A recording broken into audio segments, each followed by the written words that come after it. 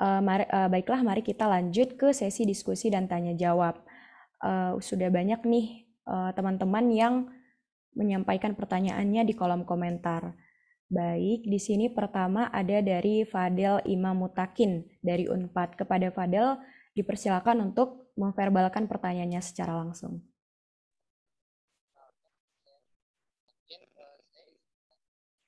Kalau di zaman Soeharto kan kelompok radikal di ide-ide khilafah itu tidak subur kan zaman otoritaris. Maaf Fadel, suaranya sedikit terganggu, boleh lebih diperjelas lagi? Ya, sekarang jelas nggak? Baik, sudah jelas Fadel. Oh, apakah jika kita ingin berdemokrasi dengan sehat, harus ada standar intelektual tertentu gitu? Kan bisa saja kalau semua orang bisa ngomong itu bisa menghasilkan namanya tirani mayoritas gitu, rezim populis. Bagaimana kita menciptakan demokrasi yang sehat gitu, yang berkompetisi dengan adil gitu? Itu. Baik, terima kasih Fadel atas pertanyaannya. Kepada Ibu Agus Pratiwi, dipersilakan Ibu untuk memberikan jawabannya. Ya, saya sih tidak pernah membaca ada model-model yang menerapkan standar intelektual seperti yang Fadel sebutkan. Tapi ada standar lainnya gitu yang diterapkan oleh beberapa negara dalam mempraktikkan demokrasi ini gitu. Misalkan tidak menjadikan demokrasi as just demokrasi gitu. Karena banyak orang berpandangan bahwa demokrasi itu adalah salah satu outcome gitu dari suatu situasi politik atau suatu perubahan pemerintahan gitu. Sehingga demokrasi itu dianggap sebagai situasi akhir gitu. Orang akhirnya menikmati itu, kemudian tidak punya konsep yang jelas gitu terhadap demokrasi yang sedang dipraktikkan. Berbeda dengan kalau saya gini, ada beberapa negara yang saya lihat ada praktik seperti ini. Demokrasi itu adalah hanya sebagai media saja, hanya sebagai saluran aja gitu. Dia harus dihubungkan, dicantolin gitu ya dengan yang namanya valuable ends gitu atau hasil akhir yang kita harapkan untuk kita nikmati karena adanya demokrasi itu gitu. Misalkan kesejahteraan gitu atau itu yang universal ya, tapi ada juga hal-hal yang partikular yang khusus itu spesifik misalkan untuk untuk kedaulatan pangan gitu. Jadi orang tahu gitu, orang bersuara tuh untuk apa gitu, untuk suatu kesejahteraan. Orang bersuara tuh untuk apa? Supaya kelompok saya bisa sejahtera secara pangan atau indigenous people menggunakan demokrasi itu hanya sebagai alat aja gitu. Untuk apa? Saya ingin menikmati kesejahteraan yang sama dengan masyarakat pendatang seperti itu. Jadi secara konsep ya memang demokrasi itu harus dicantolin gitu dengan tujuan akhir lainnya gitu yang lebih valuable menurut saya seperti kesejahteraan gitu, pendidikan untuk semuanya dan lain sebagainya ya. Tidak hanya demokrasi as just demokrasi gitu. Nah itu yang kemudian kalau demokrasi ya demokrasi aja gitu, itu yang membuat orang nggak punya konsep gitu, nggak punya batasan, nggak punya standar bersuara tentang apa saja gitu. Ini yang salah gitu. Kan demokrasi hanya sebagai pintu gitu, saluran aja. Kalau pendapatnya seperti itu standar yang paling jelas ya untuk melakukan demokrasi gitu. Jadi ketika misalkan katakanlah ya, ketika kita bersuara tentang kesejahteraan gitu melalui si demokrasi ini gitu, tapi nggak ada respon dari pemerintah, nah kita bisa melakukan tahap selanjutnya, misalkan dengan turun ke jalan seperti itu, tidak lagi dengan melalui misalkan tulisan-tulisan, surat menyurat dengan pemerintahan ya setempat yang berwenang terkait hal tersebut, tapi ya, kita naikkan levelnya menjadi turun ke jalan seperti itu. Pemerintah melakukan perlawanan kepada kita, kita baru maju lagi gitu, melakukan hal yang mungkin bisa melawan represi tersebut gitu. Jadi ada levelnya gitu sampai tujuan kita yang paling akhir ini bisa kita dapatkan seperti itu. Jadi kalau menurut saya seperti itu, harus cantolin dengan ultimate goal lainnya gitu. Seperti itu, Dianggi dan Fadel. Baik, terima kasih Ibu atas jawabannya. Kepada Saudara Fadel, apakah ada follow up question atau sudah cukup? Misalnya kalau kayak kelompok-kelompok yang memanfaatkan demokrasi, tapi dia tuh anti demokrasi, kayak khilafah atau FPI gitu, apakah mereka itu layak untuk diberikan hak demokrasi gitu? Sedangkan mereka itu anti terhadap demokrasi gitu. Ya sebenarnya demokrasi itu nggak bisa kita larang ya, dia menjadi hanya untuk kelompok-kelompok tertentu. Kelompok apapun itu sebenarnya punya hak untuk itu gitu, untuk atas hak demokrasi itu. Nah, tapi kembali lagi gitu, esensinya sih apa sih sebenarnya FPI ini dibangun gitu, atau FBR dan sebagainya ini dibangun tuh untuk apa sih gitu? Apakah dia memang punya dibangun untuk apa ya, organisasi yang menjadi channel untuk mencapai suatu hal tertentu kayak saya bilang tadi kesejahteraan misalkan? Enggak kan sebenarnya. Pembentukannya juga sebenarnya kita nggak tahu gitu, nggak jelas ultimate goalnya ini apa gitu. Makanya pada akhirnya dia jatuh sebagai lembaga-lembaga atau organisasi ekstrajudisial gitu yang akhirnya mengganti peran dari atribut-atribut represif tadi itu kayak militer gitu seperti itu. Nah ini yang tidak jelasan seperti ini yang akhirnya membuat FPI itu hak mereka untuk menggunakan hak demokrasi, membangun organisasi itu hak mereka gitu.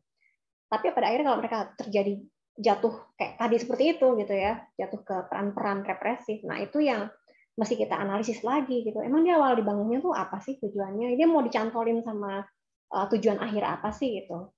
Seperti itu. Itu menurut saya itu kesalahannya di situ sebenarnya. Bahwa hak demokrasi mereka itu jelas itu milik siapapun, mau itu milik FBR, Pemuda Pancasila, bebas saja mereka mendirikan organisasi gitu. Tapi untuk apa dari awal tuh kita harus clear gitu, untuk apa dibangun gitu. Nah pada akhirnya memang ya menghancurkan demokrasi ya gitu, karena mereka tidak dibangun untuk hal yang berfaedah gitu pada akhirnya gitu. Mereka tidak dibangun untuk misalkan membangun kesejahteraan itu, tidak untuk seperti itu gitu. Itu yang menjadi masalah Fadel. Baik, terima kasih cukup menjawab atas jawabannya.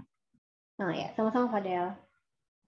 Baik, terima kasih kepada Saudara Fadel. Kita lanjut ke penanya selanjutnya. Di sini ada Muhammad Yusuf Bahtiar. Kepada Saudara Muhammad Yusuf Bahtiar, dipersilakan untuk memverbalkan pertanyaannya. Kepada Muhammad Yusuf Bahtiar, apakah ada di ruangan Zoom meeting? Muhammad Yusuf Bahtiar.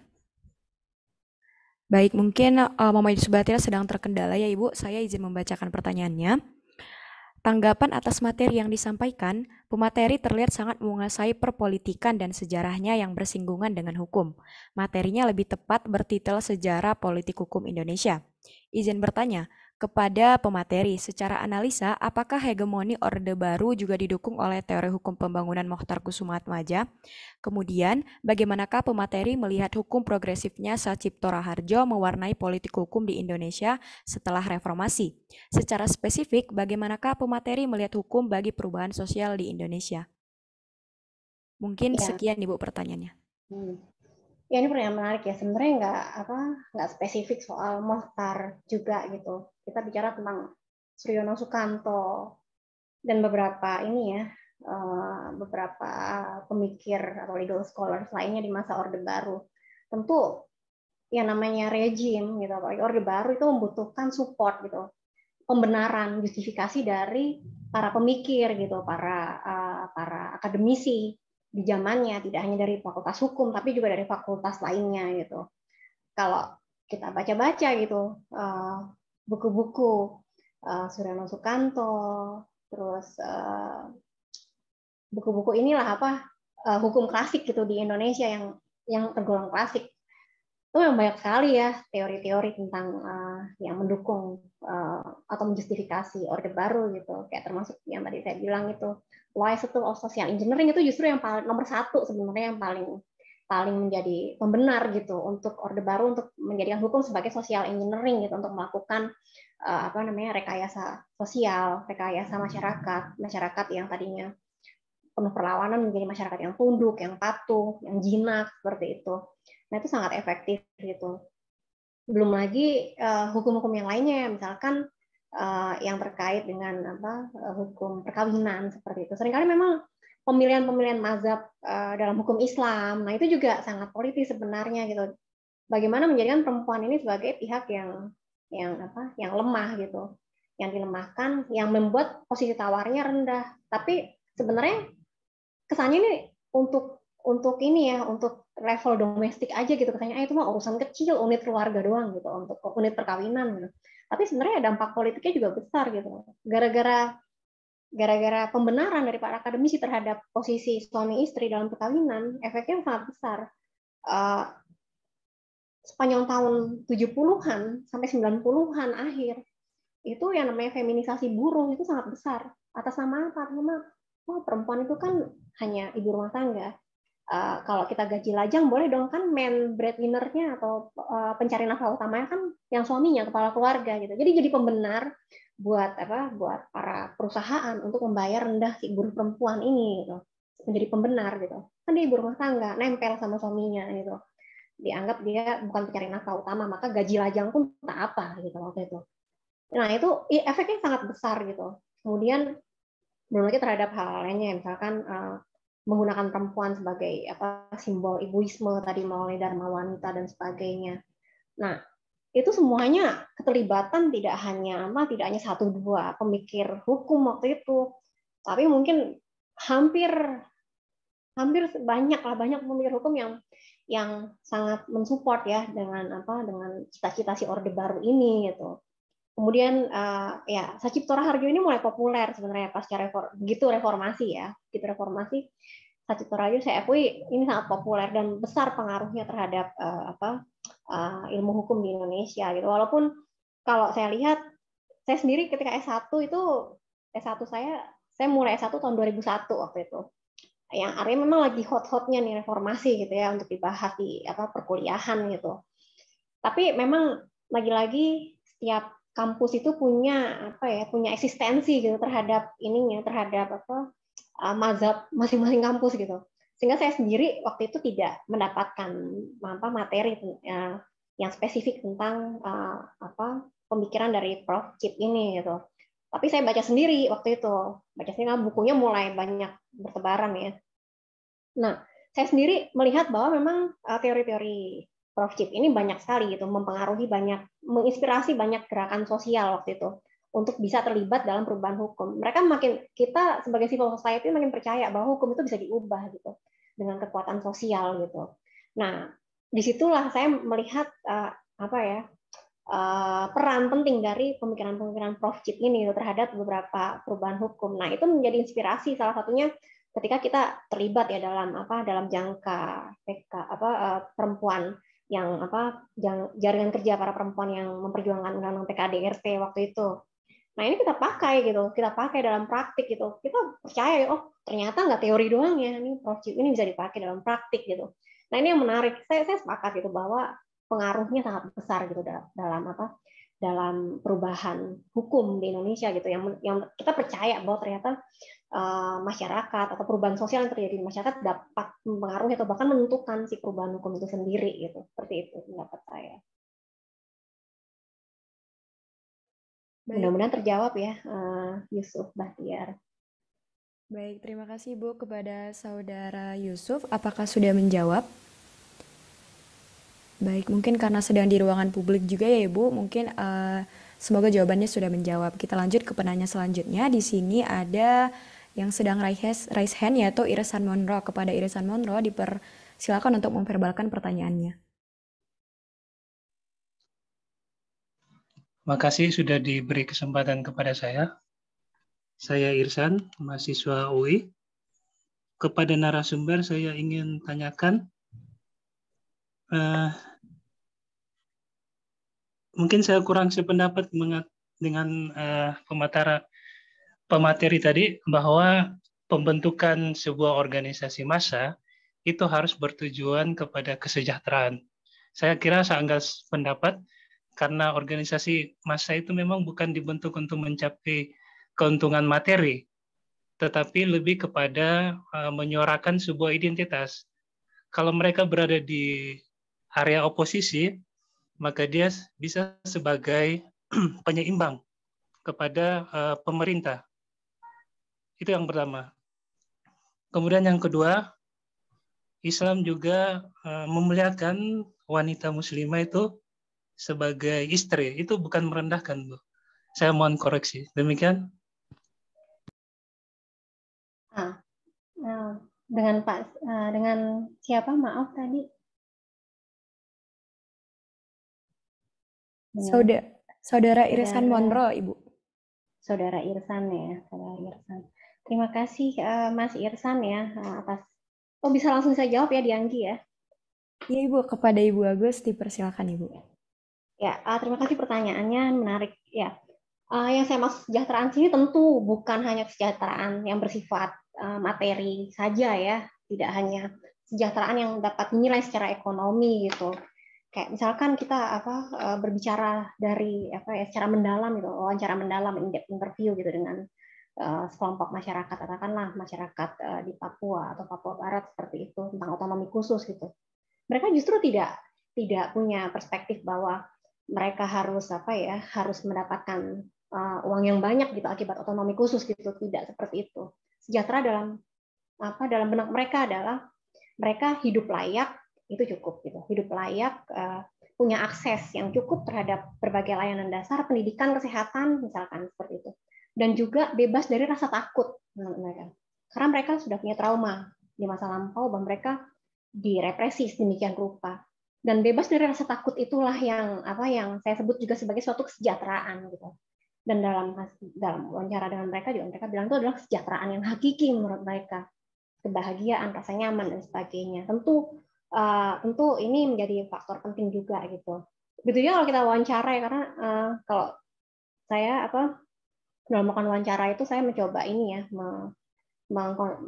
mencoba mengkontekstualisasi arti kesejahteraan itu sendiri juga gitu. Seringkali bagi mereka kesejahteraan dalam konteks indigenous people misalkan, sejahtera itu adalah bukan sekedar mereka misalnya punya hak gitu untuk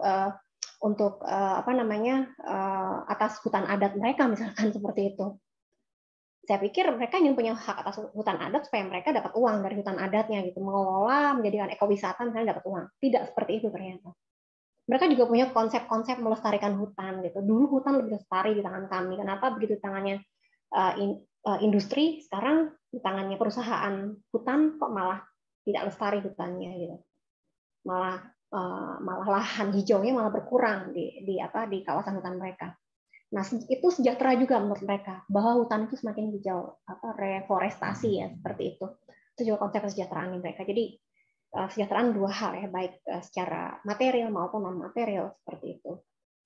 Kemudian soal perempuan sebagai istri, tidak ada yang salah dengan perempuan sebagai istri. Gitu. Yang masalah adalah ketika posisi yang tidak setara ini gitu, antara laki-laki dan perempuan dalam rumah tangga gitu, dalam perkawinan gitu, menjadikan pembenar gitu, menjadikan hal ini menjadi justifikasi atau pembenaran terhadap misalkan bahwa gaji perempuan itu bisa lebih rendah gitu, gara-gara dia di keluarga itu bukan main breadwinner, bukan pencari nafkah utama, gara-gara dia cuma dilabeli misalkan sebagai ibu rumah tangga, cuma gara-gara dia dilabeli sebagai ibu rumah tangga dia bisa digaji lebih rendah, nah seperti itu.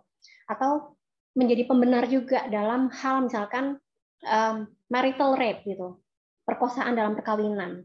Dia seringkali dibenarkan atas nama perempuan itu kan tugasnya perempuan gitu, dalam tugasnya istri dalam rumah tangga melayani suami gitu. Nah seperti padahal perkosaan dalam rumah tangga itu benar adanya gitu, kasusnya sudah banyak di Indonesia gitu, dan seringkali dijadikan pembenar gitu posisi yang timpang antara suami dan istri dalam undang-undang perkawinan, atau secara umum ya menjadi pembenar dalam melakukan kekerasan dalam rumah tangga misalkan, kayak gini loh, kayak perkataan-perkataan wajar dia dihajar oleh suaminya, orang dia nggak nurut seperti itu. Nah ini yang menjadi masalah gitu. Saya tidak mempermasalahkan bahwa perempuan itu menjadi istri gitu, menjadi ada status istri si perempuan itu, statusnya tidak masalah. Tapi ketika ketimpangan posisi ini menjadi pembenar untuk banyak hal gitu yang berdampak buruk terhadap perempuan itu sendiri, itu yang menjadi fokus saya. Seperti itu, Saudara Irsan. Baik, terima kasih Ibu atas jawabannya. Kepada Saudara Irsan, apakah ada follow-up question atau sudah cukup? Ya, cukup. Makasih atas jawabannya. Makasih banyak, Bu. Sama-sama. Iya, semoga menjawab. Baik, terima kasih. Baik, kita lanjut ke penanya selanjutnya. Di sini ada Mahendra Ganesha Maha dari UNDS. Dan kebetulan meminta untuk dibacakan pertanyaannya, Ibu. Apakah ada pengaruh justifikasi media di dalam hegemoni di era post-Soeharto dengan hegemoni di era Orde Baru? Begitu Ibu pertanyaannya. Tentu ada ya kalau peran media ya. Saya nggak menemukan pertanyaan ini, mungkin di atas ya tadi. Pasti ada gitu hegemoni peran media. Jadi kalau di zaman Soeharto itu jelas ya, beberapa media kan diberangus gitu, di inilah tidak diizinkan lagi untuk terbit gitu. karena misalnya pemberitaan-pemberitaannya yang terlewat kritis, yang memang mencoba menggali fakta. Salah satunya Tempo dulu yang pernah dibredel gitu dibredel oleh pemerintah gitu. Nah, dan sangat sulit ya untuk menemukan media yang memang punya keberanian untuk mengungkapkan fakta-fakta yang sesungguhnya mengenai suatu kasus gitu. Kalaupun berani, wartawannya juga kadang kala, tidak hanya medianya tapi juga wartawannya itu seringkali menjadi korban juga, seperti kasus Udin. Gitu. Udin itu salah satu wartawan yang dibunuh karena suatu pemberitaan tertentu seperti itu. Nah, kalau di zaman post-Soeharto, di zaman reformasi, sebenarnya hegemoni oleh media juga masih terjadi gitu ya. Misalkan soal kenaikan BBM lah gitu. Di tahun 2005 itu pernah ya kita kenaikan BBM. Seringkali berita yang muncul itu memang seringkali tidak soal keberatan masyarakat secara umum terhadap kenaikan BBM misalnya seperti itu, justru dialihkan oleh media itu ke ke arah lain untuk pembicaraannya mengenai misalkan bahwa memang kita harus sudah lepas gitu dari subsidi BBM misalnya seperti itu. Atau kalau misalkan ada demo-demo serikat buruh nih gitu. Demo-demo serikat buruh waktu tahun 2000-an awal gitu ya. Hegemoni itu masih ada oleh media. Jadi yang dimunculkan itu bukan tuntutan serikat buruhnya ya, bukan tuntutan serikat buruhnya, tapi lebih pada betapa tidak tertibnya buruh ini itu dalam melakukan demonstrasi gitu, atau betapa buruh ini menyusahkan lalu lintas atau masyarakat lainnya seperti itu. Tapi tidak dimunculkan di media tuntutan utama dari serikat buruh tersebut itu apa gitu. Yang kalau orang lain tahu gitu akan menimbulkan simpati justru terhadap misalnya serikat buruh ini seperti itu. Atau demo-demo mahasiswa juga seperti yang tampilan mahasiswa ini anarkis dan sebagainya ya. Tapi tidak dimunculkan apa sih tuntutan mahasiswanya, itu media masih punya karakter seperti itu juga. Bahkan mungkin sampai sekarang ya seringkali kita lihat seperti itu gitu. Kita nggak tahu sebuah tuntutan kelompok-kelompok tertentu gitu dalam melakukan demonstrasi, termasuk kelompok-kelompok Papua seperti itu. Tapi kita taunya mereka melakukan anarki itu aja sih. Karena itulah yang dibawa oleh media seperti itu. Seperti itu, Yanggi. Baik, terima kasih Bu atas jawabannya. Kepada Saudara Mahendra, apakah sudah menjawab atau ada follow-up question?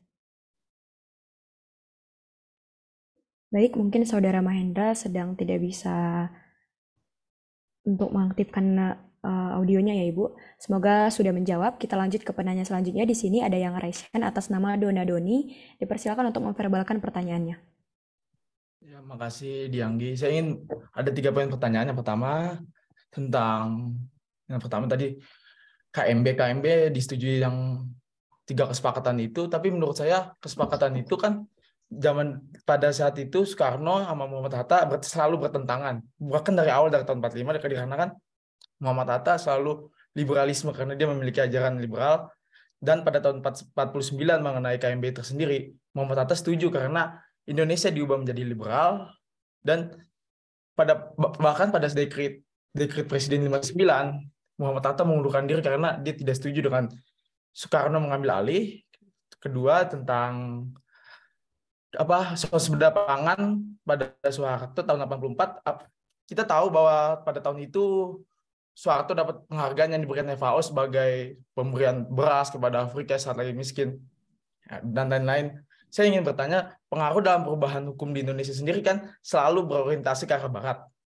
Apa dapat dikatakan bahwa perkembangan sejarah hukum maupun perkembangan negara selalu diatur oleh pemenang, atau bisa dikatakan misalnya akhir zaman tahun 60 Amerika selalu mendiskreditkan orang hitam, tapi dia tidak merasa dia mendiskreditkan. Akhirnya ada reformasi revolusi yang dilakukan Martin Luther King dan sebagainya, dan kasus-kasus HAM di Indonesia misalkan pada timur di daerah timur yang GAM itu selalu diintervensi oleh Amerika, dan bahkan saya pernah baca jurnal dari Amerika, dia menunggu Indonesia mengambil tindakan terhadap GAM itu, nanti Amerika akan masuk. Apakah bisa dikatakan Amerika memang selalu ikut campur oleh negara-negara kecil di bawahnya? Misalnya saja, misalkan yang terjadi sekarang Rusia Ukraina, Amerika tidak ikut campur. Apa gimana? Makasih. Oke, Dona Doni, terima kasih pertanyaannya Dona Doni.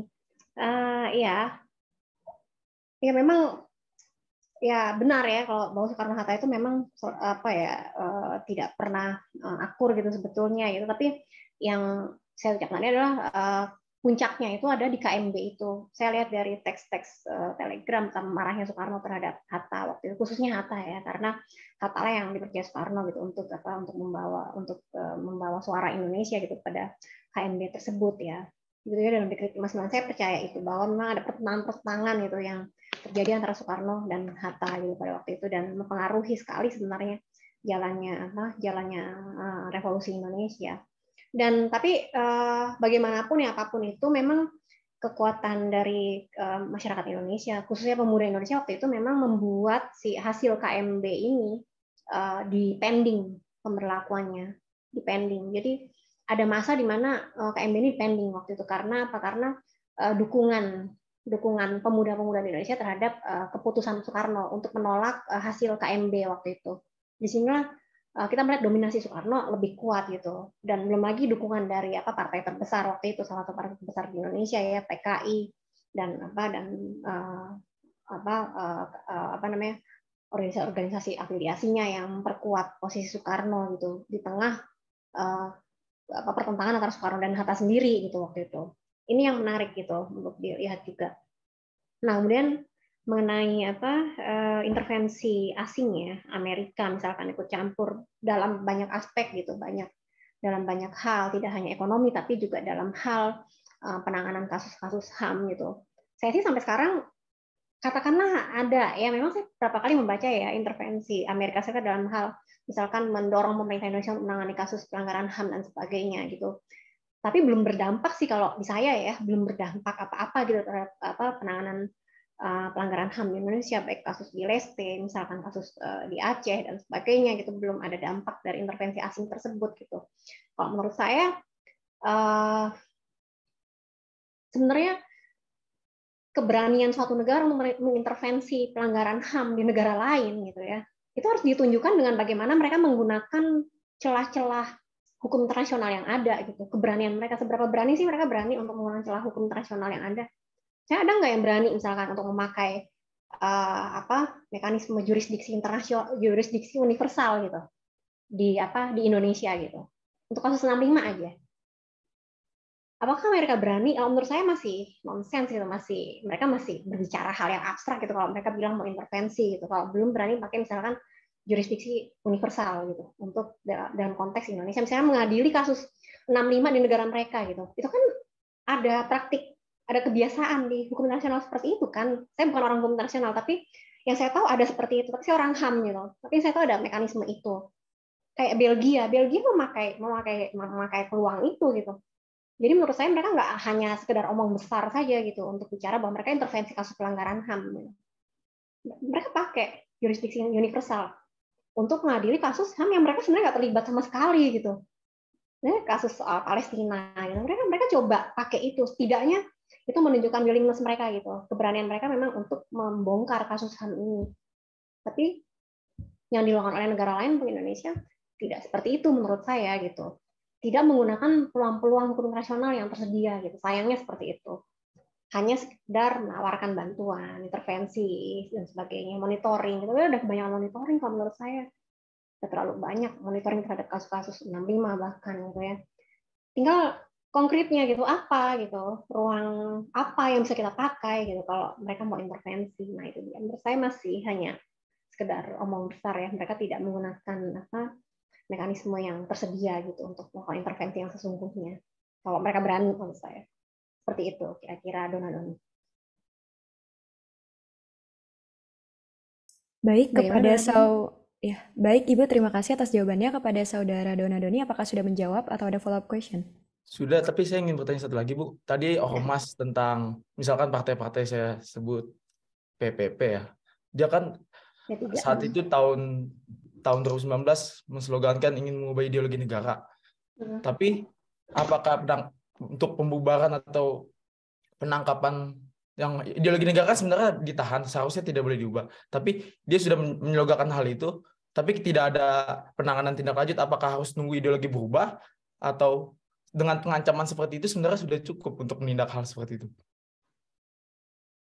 Saya sih sebenarnya nggak terlalu dengar ya ada kasus P3 itu tentang yang berkaitan dengan ideologi negara gitu.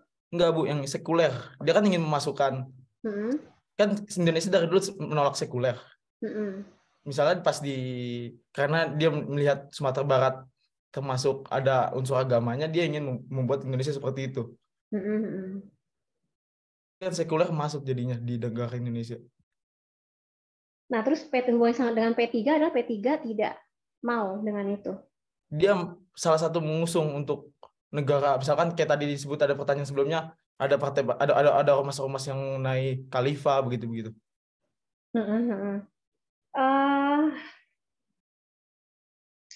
Iya, kalau saya melihatnya ya memang penolakan terhadap sekularisme ini memang sebenarnya juga sudah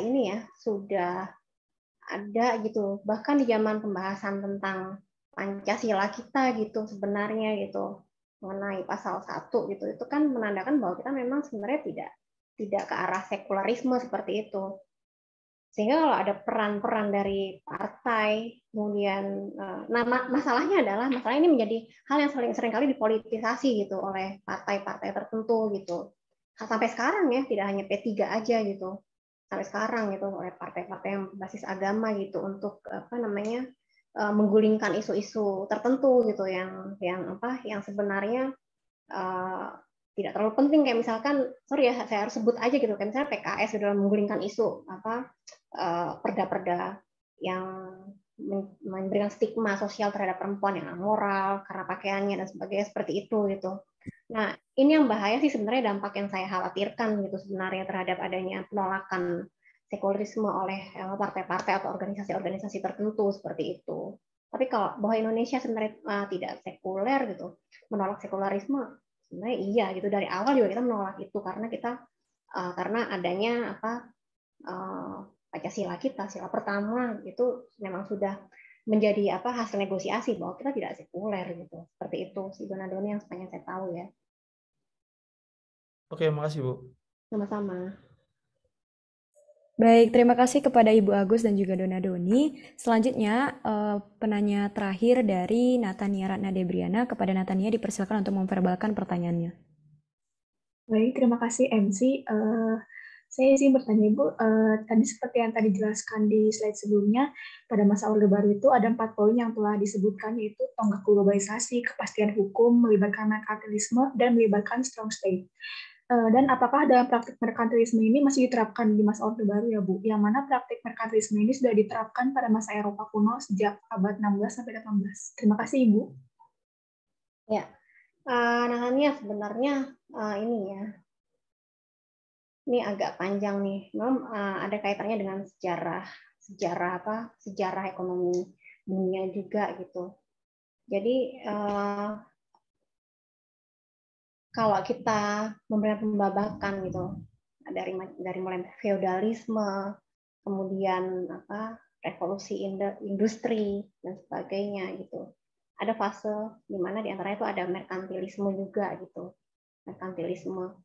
Nah, sebenarnya konsepnya sama gitu dengan praktik perdagangan bebas sekarang gitu. Ada kaitannya. Makanya Lenin kalau nggak salah pernah nulis, bahkan Lenin tuh nulis kalau nggak salah, judulnya itu Imperialism, the highest stage of saya lupa, of capitalism apa gitu, semacam itu gitu. Jadi dia mau bilang bahwa model-model perekonomian yang dijalankan di masa-masa sebelumnya itu sebenarnya tidak stop sama sekali, dia hilang sama sekali, tapi dia berkembang menjadi bentuk yang terbaru di masa depan gitu. Dia sudah meramalkan itu semua gitu. Bahkan si merkantilisme ini, tanpa praktik merkantilisme itu tidak akan pernah ada yang namanya perdagangan bebas seperti yang kita rasakan sekarang gitu.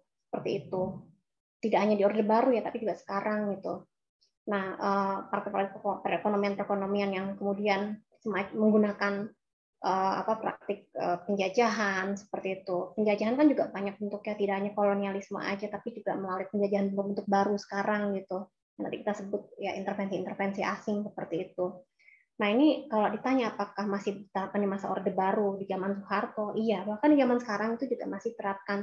Apalagi ketika dalam melakukan perdagangan bilateral atau bentuk perdagangan internasional lainnya, ada posisi yang subordinat gitu atau tidak equal antara pihak yang terlibat gitu. Katakanlah Indonesia dengan negara lain gitu, apakah equal atau tidak? Karena kita dalam beberapa perjanjian perdagangan juga seperti itu kan. Ada posisi yang tidak equal. Misalnya ada, apalagi kalau ada negara lain yang minta trade off-nya itu dari perjanjian itu adalah misalkan keleluasaan mereka atau kemudahan mereka untuk berinvestasi atau meminta keuntungan dari minyak dan gas bumi kita lah misalkan seperti itu. Kan itu ada beberapa juga perjanjian yang seperti itu kan yang menandakan bahwa Indonesia itu tidak mempunyai bargaining power yang cukup kuat gitu dalam praktek ini. Maka memang ini berkembang bentuknya gitu dalam cover yang namanya misalnya perdagangan internasional seperti itu. Kayak gitu sih yang saya lihat Natania. Baik, terima kasih Ibu atas jawabannya kepada Natania. Apakah sudah menjawab atau ada follow up question? Sudah cukup menjawab. Terima kasih Bu atas penjelasannya. Ya, sama-sama Natania. Baik, terima kasih kepada Ibu Agus Pratiwi dan juga seluruh peserta yang telah aktif melakukan sesi diskusi tanya jawab pada kelas akademik sejarah hukum rangkaian kedua ini. Pertanyaan dari Natania merupakan pertanyaan terakhir mengingat sesi diskusi dan tanya jawab ini waktunya terbatas. Dan saya juga memohon maaf kepada seluruh peserta yang pertanyaan-pertanyaan tadi belum sempat dijawab oleh Ibu Agus Pratiwi, dan kami panitia memberikan kesempatan kepada seluruh peserta untuk menanyakan pertanyaannya melalui email panitia. Sekali lagi diucapkan juga terima kasih banyak kepada Ibu Tiwi atas ketersediaan waktunya dalam memberikan materi yang sangat komprehensif dan begitu luar biasa ya Ibu, melihat juga antusiasme dari para peserta. Dan juga saya ingatkan kembali kepada para peserta untuk segera mengisi link presensi yang akan dibagikan oleh panitia di kolom chat. Kepada panitia mungkin boleh diberikan link presensinya agar teman-teman bisa mengisi link presensi sebagai syarat untuk menerima e-sertifikat. Baik, kepada peserta dipersilakan untuk mengisi link presensi ya. Selanjutnya kita akan masuk ke sesi penyerahan plakat dan e-sertifikat untuk Ibu Tiwi yang akan diberikan oleh Project Officer kelas akademik sejarah hukum rangkaian kedua, yaitu Natania, dan akan didokumentasikan oleh tim Medfo. Kepada Natania dan tim Medfo, waktu dan layar dipersilahkan.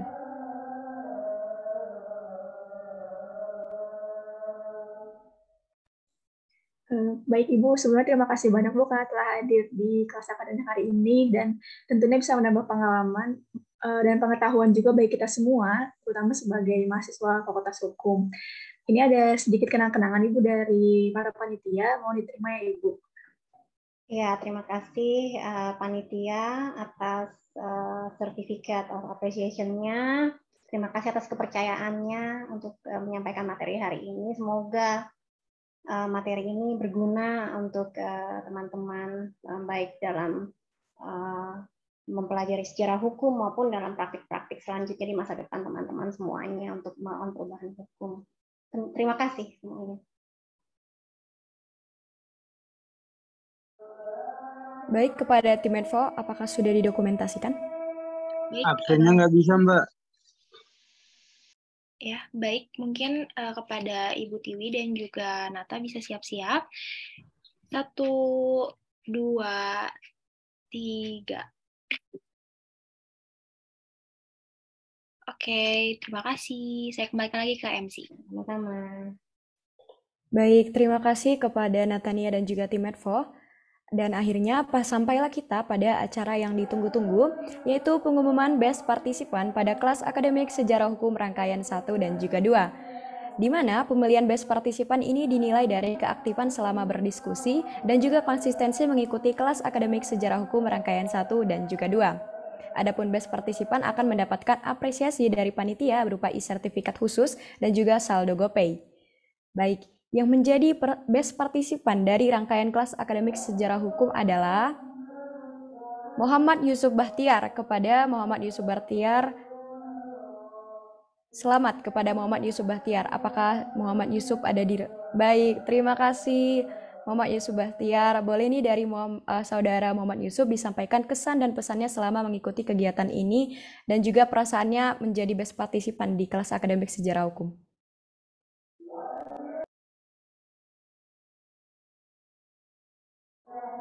Kepada Muhammad Yusuf, boleh kesan dan pesannya? Apakah bisa on mic?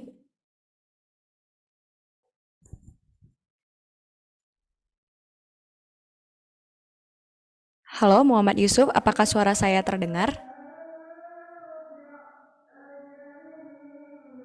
Oh, baik, mungkin Muhammad Yusuf sedang terkendala dan sedang tidak bisa on mic ya.